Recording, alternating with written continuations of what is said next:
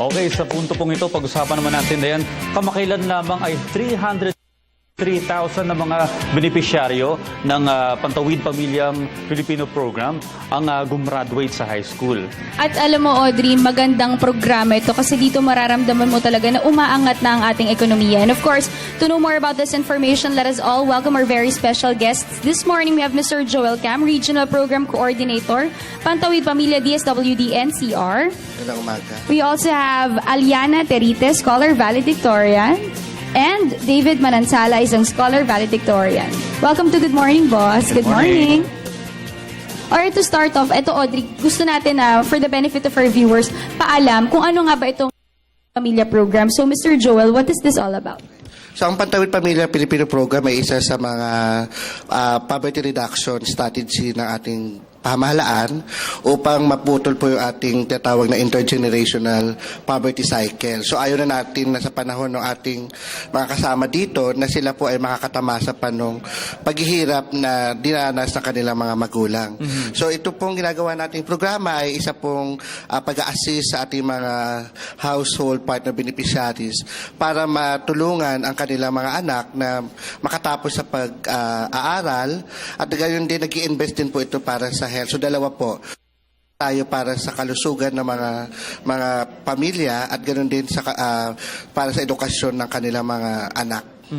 Sir, matanong ko lang, yung requirements po ba para maging benepisyaryo ka, ano-ano po ito? So, ang ating pong Pantawid Pamilya Pilipino Program ay hindi basta-basta ho silang napapasok sa programa. Hindi ho pwedeng ipasok na kahit sino. Only the DSWD ang pwede hong magpasok sa programa. Ito ay dumadaan sa tinatawag nating listahanan o National Household Targeting Unit na katulad ngayon po ay magkakaroon ng second round enumeration. Kapag nakita pa sa prosesong ito na sila po ay mahirap, sila po ay qualified na papasok sa programa ng Pantawid Pamilya. Alright, so as you have said, hindi siya basta-basta porket complete requirements mo, pasok na ako. There are different categories at syempre, meron ding mga qualifications na hinahanap ang DSWD para maipasok sila. So what are these qualifications? Doon sa proseso na tinatawag nating listahanan ay meron pong ginagamit na mga paraan, like katulad po dapat gumagamit po ito ng proximine test na hindi ho agad ang mga pumupunta sa ating mga bahay-bahay para mag-survey ay direkta tatanungin ang kanilang mga income. Gamit po ng mga ilang variables na pwede ho magtumbas doon sa kanilang mga kinikita para malaman ho natin na kung talaga po sila ba ay mahirap o hindi. May background check. Opo, meron hong pinagdadaan ng proseso bago sila may pasok sa programa. Pag nakita qualified sila dito sa listahanan.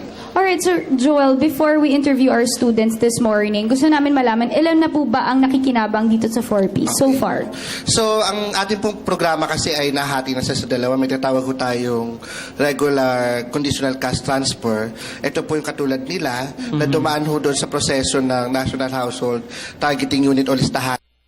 At meron din ho tayo natawag na modified conditional cash transfer. Ito po yung hindi na nasakop doon sa listahanan dahil nga po sila po yung nandun sa lansangan, nasa ilalim ng tulay, wala ho silang strukturang bahay, katulad po ng ating mga homeless street families at ganoon din yung ating mga indigenous people. So doon sila pumapasok sa modified conditional cash transfer. So as of today, sa DSWD NCR po, sa 17 LGUs, meron ho tayong 236,234 na mga beneficiaryo both for the regular CCT and modified conditional. Sana mas lumawak pa yung nasasakupan ng mga kababayan natin ng 4Ps para maraming nakikinabang. Matanong ko lang yung mga estudyante, sa 4Ps, bukod sa pag-aaral, ano naman yung balik ninyo o kumbaga yung ginagawa ninyo para makabalik sa may kumbaga binibigay ng pamahalaan? Ano po, syempre, unang-una po papahalagaan po namin yung pag-aaral namin kasi tulad po ng sabi nila, health saka pag-aaral po. Yung sinusuportahan nila sa amin. Ibig sabihin, binibigyan nila kami ng oportunidad na makapag-aral. Bilang ganti na lang po, mas papahalagaan po namin yung pag-aaral namin. Alright, so again, congratulations. of you, Aliana and David. Alam mo, Audrey, nakakatuwa. Valedictorian. At sila yung isa sa mga beneficiaries nga ng 4Ps. So ano bang nararamdaman ninyo na napasama kayo bilang mga beneficiary ng 4Ps? At nagtagumpay pa kayo dahil graduate kayo ng, bilang isang valedictorian. Ano po, syempre sobrang saya po kasi sa sa abla po ng hirap ng buhay, alam po naman natin yun na minsan po hindi mo na maisip kung saan ka nakukuha ng pera, pero nandiyan po yung 4Ps na tumutulong sa amin para masuportahan po kami. How about Aliana?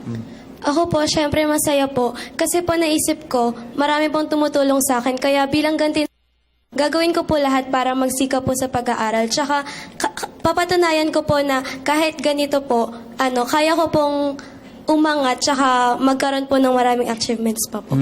Anong kaibahan po sa scholarship? Sila po ba yung may mga hinahabol din ng mga grade requirements? yes. Mga ganun? Sa Pantawid Pamilyang Pilipino Program, iba po yung para sa elementarya at sa high school. So sa high school po ay, ang dagdag po dito ay mamit nila yung general weighted average ng ating pong bawat eskwelahan kung saan po sila naka-enroll. As bahagi po ng pag-monitor sa kanila bilang beneficiary ho ng Pantawid Pamilyang Pilipino Program.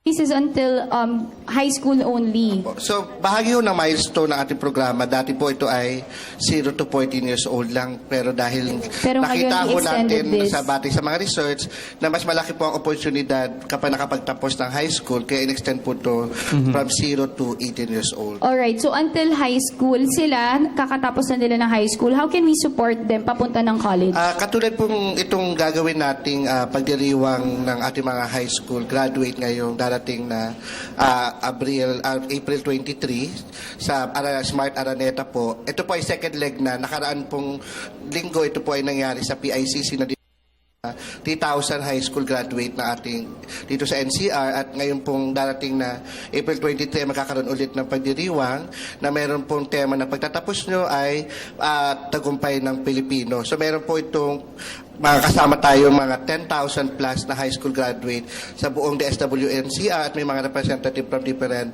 region. Ito rin po ay hindi lang selebrasyon. Ito rin po ay pagpapatunay na pagkatapos po nila ng high school, mas madami po mga oportunidad na pwedeng maibigay sa kanila. Kaya andito rin po yung ating ibang mga national government agencies secretaries para makipagtulungan sa DSWD under this program na tumulong, katulad po sa CHED, sila po ay pwedeng pumasok sa Expanded Student Aid in Age Program for Poverty Alleviation. Sa TESDA, bilang eskola, sa sa TESDA TESDA. po.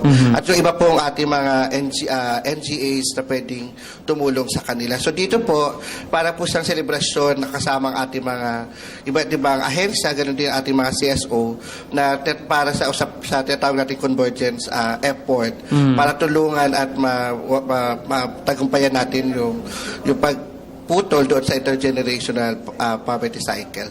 May katanungan lang ako, sir. Halimbawa, ang